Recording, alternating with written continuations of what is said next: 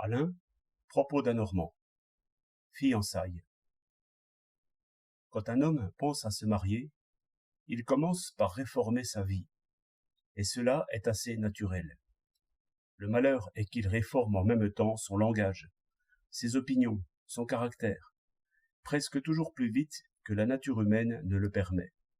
Entendez qu'il se compose une façade, c'est-à-dire qu'il se trompe à moitié lui-même, et trompe souvent tout à fait les autres.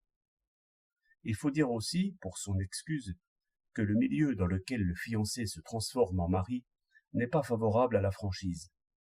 Là règnent des docteurs en jupon qui se connaissent en orthodoxie.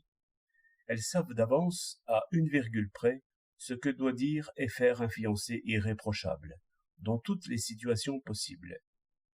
Lui, s'il se fatigue d'abord à soutenir quelques hérésies, renonce bientôt à une lutte inégale, et il dit ce qu'on veut qu'il dise.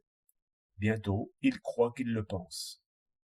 Ses propos orthodoxes sont enregistrés, répétés, passés au crible, et nos docteurs en jupon se laissent séduire les uns après les autres. Il est parfait, disent les plus sévères. Vous avez vu cette comédie bien des fois, au théâtre et ailleurs.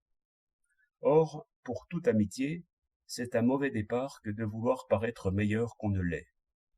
Car ce n'est pas ici comme à la guerre, où, si l'on trompe l'ennemi, on y gagne la victoire, et des avantages durables.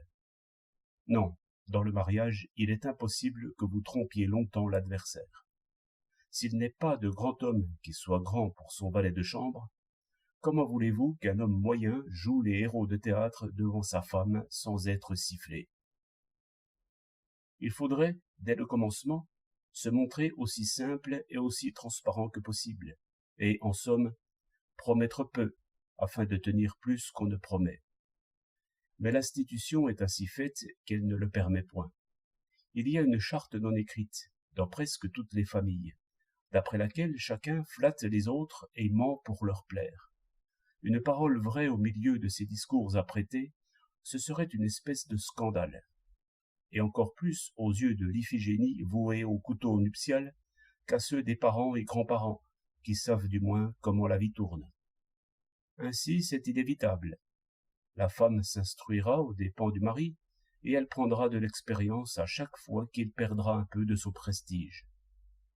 Pendant qu'elle découvrira que son Dieu est fait d'argile dorée, il verra, lui, naître, d'expérience en expérience, une femme qu'il ignorait et qui s'ignorait.